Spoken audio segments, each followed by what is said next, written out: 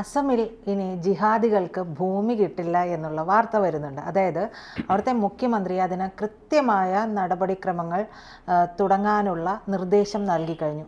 ഈ മിയ മുസ്ലിമുകളുമായി ബന്ധപ്പെട്ടിട്ട് അവിടെ നിന്നുണ്ടായിട്ടുള്ള വിവാദങ്ങളൊക്കെ നമുക്കറിയാം. പക്ഷേ ഹിമന്ത ബിശ്വ ശർമ്മയെ ഞാൻ നോക്കുമ്പോൾ അദ്ദേഹം ഒരു മുഖ്യമന്ത്രി എന്ന നിലയിൽ നിർഭയനാണ്. അദ്ദേഹം എടുത്തിട്ടുള്ള ഓരോ തീരുമാനവും പറയുക മാത്രമല്ല, കൃത്യമായിട്ട് അത് എന്തൊരു വിഷയം വന്നാലും നടപ്പാക്കാനുള്ള ഒരു ആർജവം കൂടിയുണ്ട്. ഇത്തരത്തിൽ അദ്ദേഹം പറയുമ്പോൾ അത് ചില ആളുകൾക്കുള്ള പൂട്ടിടലുകൾ കൂടിയല്ലേ? അത് മനഃപൂർവ്വമുള്ള പൂട്ടിടലുകളല്ല. അതിൻ്റെ പ്രധാനപ്പെട്ട കാരണം, പ്രത്യേകിച്ച് ആസാമിനെ സംബന്ധിച്ച് എനിക്ക് ഏകദേശം അറിയാം. ആസാമിൽ ഏകദേശം ഒരു 10-40 വർഷത്തിന് മുമ്പായിട്ടാണ് അവിടുത്തെ ഒരു പ്രധാന പ്രശ്നം ഉണ്ടായിരുന്നു. ബംഗ്ലാദേശിൽ നിന്നുള്ള ആളുകളുടെ കുടിയേറ്റ നിമിത്തം ഏകദേശം 26% വരുന്ന ആളുകൾ ബംഗ്ലാദേശ് കുടിയേറ്റക്കാരായിരുന്നു അവിടെ. അവരെ മുഴുവൻ സംരക്ഷിച്ചെന്ന് ഈ പറയുന്ന മിയ മുസ്ലിങ്ങളാണ്. മിയ മുസ്ലിം എന്ന് പറയുന്ന ജനവിഭാഗങ്ങൾ പണത്തിൻ്റെ ഹുങ്ക് വെച്ചുകൊണ്ട് അവർ പണം കൊടുത്ത് ഹിന്ദുക്കളായിരിക്കുന്ന ആളുകളുടെ ഭൂമി വിലയ്ക്ക് വാങ്ങിക്കുന്നു. അത് അവിടെ മാത്രമായിരുന്നില്ല, കേരളത്തിൽ എങ്ങനെയായിരുന്നു ഉണ്ടായിരുന്നത്? നമുക്ക് നോട്ട് നിരോധനത്തിൻ്റെ സമയത്തറിയാലോ, നോട്ട് നിരോധനത്തിന് തൊട്ടു മുമ്പ് കേരളത്തിൽ ഏതെങ്കിലും ഹിന്ദുവിൻ്റെ ഭൂമി ഉണ്ടെങ്കിൽ, അങ്ങനെ ഹിന്ദുവിൻ്റെ ഭൂമി എന്ന് പറഞ്ഞാൽ ചെറിയ സ്ഥലമൊന്നുമില്ല. എറണാകുളം ശിവക്ഷേത്രത്തിൻ്റെ എറണാകുളത്തെ ഗ്രൗണ്ട് അത് MES നോക്കിയതാണത് ഒരു 30-35 വർഷത്തിന് മുമ്പായിട്ട്. ഇങ്ങനെ ഭൂമി അവർ നോക്കുന്ന ആ ഭൂമിയോടെ തന്നെ ഭൂമിയുടെ ഉടമസ്ഥനെ കാണുന്ന തൃപ്പൂണിത്തുറയിലൊരു പാലസ് എനിക്ക് തന്നെ നിശ്ചയമുണ്ട്. അവിടെ വരുന്നു. എന്താ വരാമെന്ന് ചോദിച്ച് ആ പാലസുകാരൻ കൊടുക്കാൻ ഉദ്ദേശിച്ചില്ലാത്ത കാരണം 1 കോടി രൂപ എന്ന് പറഞ്ഞ്. അപ്പോൾ പറഞ്ഞ് 1 കോടി രൂപ തരാമെന്ന് പറഞ്ഞ്. എന്ത് വില പറഞ്ഞാലും കൊടുക്കുന്ന ചില ആളുകൾ ഇവിടെ ഉണ്ട്, കേരളത്തിലുണ്ടായിരുന്നു. അവർ പണം കൊടുത്താണ് മേടിക്കുക. അങ്ങനെയാണ് കേരളത്തിലേക്കടക്കം ചില കണ്ടെയ്നർ നോട്ടുകളുടെ ഇഷ്യൂ ഒക്കെ ഉണ്ടായിരുന്നു. ഒരു കണ്ടെയ്നർ നിറച്ച് നോട്ട് വന്നു എന്നാണ്. ഈ നോട്ട് പിന്നെ കാണാനില്ല. ഇവിടുത്തെ ഒരു പോലീസ് ഓഫീസറുടെയൊക്കെ പേര് അതുമായിട്ട് ബന്ധപ്പെട്ടിട്ടുണ്ടായിരുന്നു. അതിനെക്കുറിച്ചൊന്നും ഒരു അന്വേഷണം നടന്നിട്ടില്ല. സമാനമായിട്ടുള്ള രീതിയിൽ തന്നെയാണ് ആസാമിനെ സംബന്ധിച്ചൊക്കെ. അവിടെ ചില ഇസ്ലാമിക തീവ്രവാദ ശക്തികൾ മിയാ വിഭാഗവുമായിട്ട് നടത്തിയിരിക്കുന്ന അഡ്ജസ്റ്റ്മെൻ്റ് അടിസ്ഥാനത്തിൽ ഹിന്ദുക്കളുടെ ഭൂമി അവർ സ്വന്തമാക്കുക. അതിന് ഹിന്ദുക്കൾ എന്താ വില, ഭൂമിയുടെ എന്താ വില? 10,000 രൂപ സെൻറ്റിന്. ഞങ്ങൾ 14,000 രൂപ തരാം. ഇത് പറഞ്ഞാൽ ഭൂമി കൊടുക്കുന്ന നിരവധി ഹിന്ദുക്കൾ കഷ്ടപ്പെടുന്നവർ, ബുദ്ധിമുട്ടുന്നവർ, കാരണം ആനുകൂല്യങ്ങൾ മുഴുവൻ മറ്റവർക്കേ കിട്ടുക. സംഘടിതമായിരിക്കുന്ന മതവിഭാഗമായതിൻ്റെ പേരിൽ മുസ്ലിം സമുദായത്തിന് 13% വരേക്കും സംവരണം കിട്ടുന്ന സമയത്ത് സർവ്വസാധാരണക്കാരായിരിക്കുന്ന പട്ടികജാതി വിഭാഗത്തിന് 7% ഇന്ത്യയിൽ സംവരണം കിട്ടുന്നത്. അങ്ങനെ സംവരണം കിട്ടുന്നില്ല. അവർ ലെംസം ഗ്രാൻഡ് അവർക്ക് കൃത്യമായിട്ട് കിട്ടുന്നില്ല. അവർ കുട്ടികൾ പഠിക്കാൻ വേണ്ടി 400 രൂപയാണ് 3 മാസം കൂടുമ്പോൾ കിട്ടുക. മറിച്ച് അങ്ങനെയല്ല. ഇസ്ലാമിക തീവ്രവാദികൾക്ക് ഒരു പെൺകുട്ടിക്ക് 1000 രൂപ വെച്ചിട്ട് കേരളത്തിൽ കൊടുത്തുകൊണ്ടിരിക്കുകയാണ്. ഈ തരത്തിൽ ചില ആനുകൂല്യങ്ങൾ ലഭിക്കുന്നതിൻ്റെ പേരിൽ സാമ്പത്തികമായിട്ട് നിലയിലാണ്. പഴയകാലത്ത് ഇവിടെ പാകിസ്ഥാനിൽ നിന്ന് നോട്ടടിച്ചു വന്നിരുന്നു. ഇന്നിപ്പോൾ അത് നോട്ട് നിരോധനത്തിൻ്റെ പേരിൽ അത് തടയപ്പെട്ടിരുന്നു. അത്തരം ഒരു നടപടിയാണ് ഇന്ന് ഹേമന്ത് ബിശ്വ ശർമ്മ ഇന്ന് അദ്ദേഹം അവിടെ ചെയ്തിരിക്കുന്നത്. അവിടെ ആസാമിൽ അവർ പറയുന്ന പ്രധാനമായിട്ട് ഈ തരത്തിൽപ്പെട്ട ഭൂമി ആരെങ്കിലും വാങ്ങിക്കണമെങ്കിൽ ആ വാങ്ങിക്കുന്ന ഭൂമിയെ സംബന്ധിച്ച് മുൻകൂട്ടിയുള്ള അനുവാദം വാങ്ങിക്കണം. അതിനകത്തെന്താ തെറ്റുള്ളത്? അല്ലെങ്കിൽ അവിടെയുള്ള മുഴുവൻ ഇപ്പം ഹിന്ദുക്കളുടെ ഭൂമി മുസ്ലിം വാങ്ങിച്ചു എന്നുള്ളതല്ല പ്രശ്നം, അല്ലെങ്കിൽ ഹിന്ദുക്കളുടെ ഭൂമി ക്രിസ്ത്യാനി വാങ്ങിച്ചു എന്നുള്ളതല്ല പ്രശ്നം, ക്രിസ്ത്യാനിയുടെ ഭൂമി മുസ്ലിം വാങ്ങിച്ചു എന്നുള്ളതല്ല പ്രശ്നം. മറിച്ച് ഒരാളുടെ ഭൂമി നഷ്ടപ്പെടുന്ന സമയത്ത് ആ സ്ഥലത്തുണ്ടാകുന്ന ഒരു സാമൂഹ്യപരമായിരിക്കുന്ന അസന്തുലിതാവസ്ഥയുണ്ട്. അത് ആസാമിനെതിരായിട്ടുള്ള ശക്തമായിട്ട് നീക്കമായിട്ട് വരുന്നുണ്ട്. ഇപ്പോൾ ഉൽഫ തീവ്രവാദികളെ പിന്താങ്ങിയിരുന്ന ആരാണ്? അവിടെയുള്ള തീവ്രവാദികളെ മുഴുവൻ പിന്താങ്ങിയിരുന്ന ആരാണ്? ഇതൊക്കെ ചെയ്യുന്ന ഈ വിഭാഗത്തിൽപ്പെട്ടവരാണ്.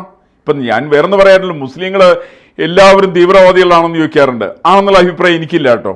എല്ലാ മുസ്ലിങ്ങളും തീവ്രവാദികളല്ല. പക്ഷേ മറ്റൊന്നുണ്ട്, പ്രധാനപ്പെട്ട എല്ലാ തീവ്രവാദികളും മുസ്ലിങ്ങളാണ്.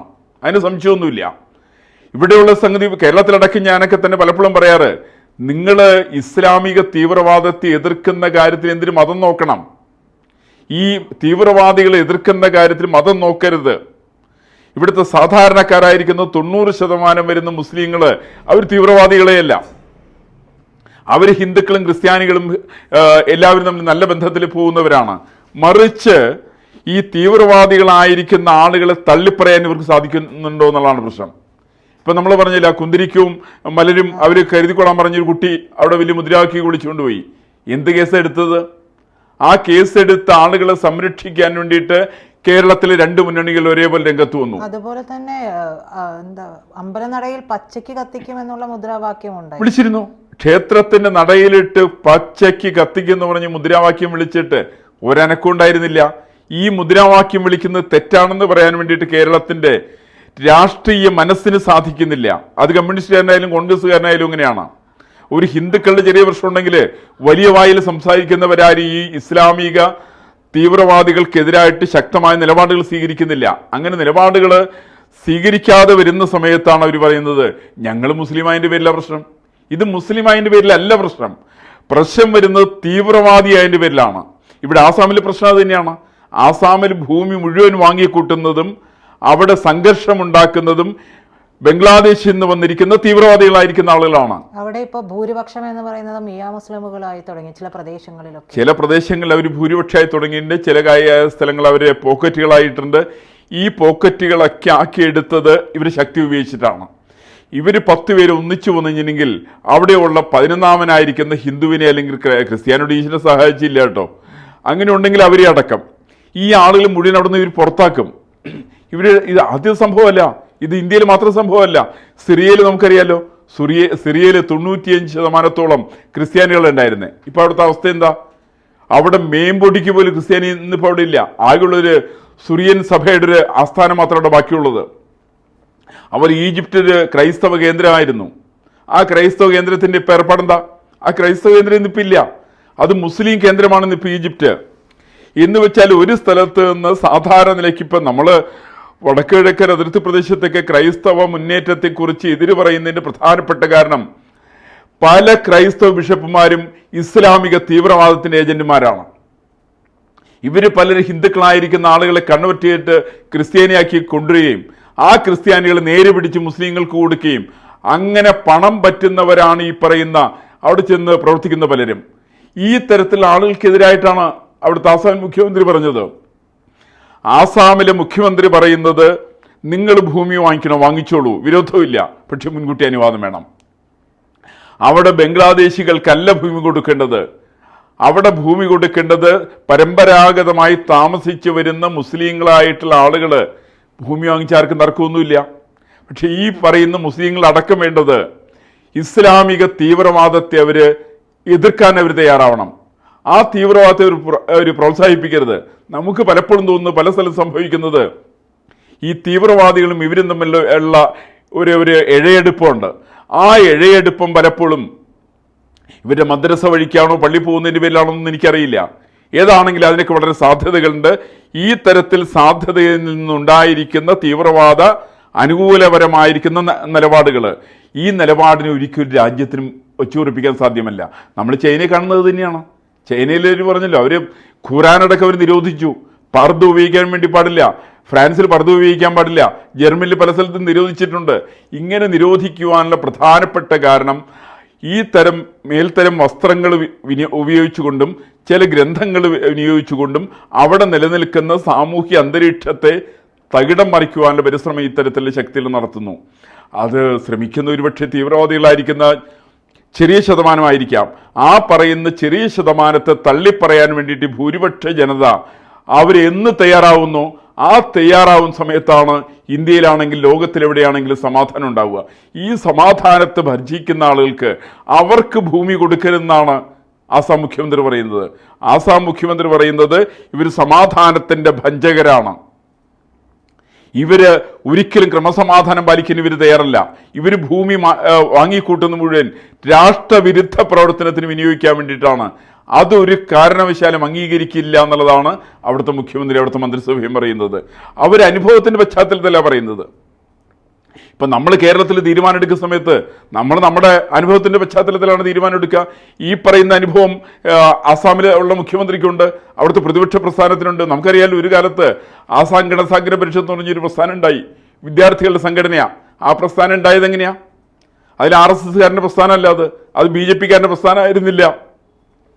അവിടെയുള്ള ആസാമികളായിരിക്കുന്ന ആസാമിൽ ജനിച്ച് ജീവിച്ച് വളർന്ന ആളുകൾ തങ്ങളുടെ കിടപ്പാടം നഷ്ടപ്പെട്ട സമയത്ത് തങ്ങൾക്ക് ജീവിക്കാൻ സാധ്യമല്ലാതെ വന്ന സമയത്താണ് അവർ അത്തരം ഒരു പ്രസ്ഥാനം ഉണ്ടാക്കി. ഇന്നിപ്പോൾ പ്രസ്ഥാനം ഇല്ല എന്നുള്ള വേറെ വശം.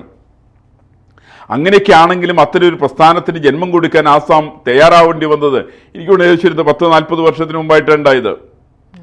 ആ പ്രസ്ഥാനം ഇന്നിപ്പോൾ ഇല്ലാതായെങ്കിൽ പോലും വിദ്യാർത്ഥികൾ നേതൃത്വം കൊടുത്ത പ്രസ്ഥാനം, ആ പ്രസ്ഥാനത്തിൻ്റെ ഉള്ളടക്കം പ്രധാനമായിട്ട് ഈ പറയുന്ന തീവ്രവാദത്തിനെതിരായിട്ടുള്ള ശക്തമായ നീക്കത്തിൻ്റെ ഭാഗമാണ്. ഇന്നിപ്പോൾ ആസാമിൽ സംഭവിച്ചുകൊണ്ടിരിക്കുന്നത് ഈ ഭൂമി കൊടുക്കുന്നതിന് മുൻകൂട്ടി അനുവാദം വാങ്ങിക്കണമെന്ന് ഹിന്ദുക്കളോടും മുസ്ലിങ്ങളോടും പറയുന്നത്, നിങ്ങൾക്ക് പണത്തിനൊക്കെ അത്യാവശ്യം ഉണ്ടാവും, പണത്തിന് ആവശ്യമുണ്ടെന്ന് പറഞ്ഞിട്ട് നിങ്ങളുടെ ഭൂമി നിങ്ങൾ ഒരു ഇസ്ലാമിക തീവ്രവാദിക്ക് കൊടുത്താലുണ്ടാവുന്ന ദുരന്തത്തെക്കുറിച്ച് സംബന്ധിച്ച് നിങ്ങൾ ബോധവാന്മാരാകണമെന്ന് ഹിന്ദുക്കളോടും, ഇസ്ലാമിക തീവ്രവാദികൾക്ക് ഭൂമി വാങ്ങിച്ചു കൊടുക്കുന്നവരായിട്ട് സാധാരണ മുസ്ലിങ്ങൾ മാറരുതെന്ന് മുസ്ലിം ജനസാമാന്യത്തോടുമുള്ള അവിടെയുള്ള ആസാം സർക്കാരിൻ്റെ വളരെ കൃത്യമായിട്ടുള്ള മുന്നറിയിപ്പാണ് ഇന്ന് അവിടെ നടത്തിക്കൊണ്ടിരിക്കുന്നത്. അത് ബംഗ്ലാദേശിൽ നിന്നുള്ള ഒരു മൈഗ്രേഷനെ പൂർണ്ണമായിട്ട് തടയാൻ പര്യാപ്തമാണെന്നാണ് ഞാൻ മനസ്സിലാക്കുന്നത്. ഏതാണെങ്കിലും വളരെ ശക്തനായിട്ടുള്ള മുഖ്യമന്ത്രിക്ക് അതവിടെ നടപ്പിൽ വരുത്താൻ സാധിക്കുമെന്നാണ് അനുഭവത്തിൻ്റെ അടിസ്ഥാനത്തിൽ എനിക്ക് പറയാനുള്ളത്. കൂടുതൽ വാർത്തകളും വിശേഷങ്ങളും നിങ്ങളിലേക്ക് എത്താൻ ABC മലയാളം സബ്സ്ക്രൈബ് ചെയ്യുക, ബെൽബട്ടനും അമർത്തുക.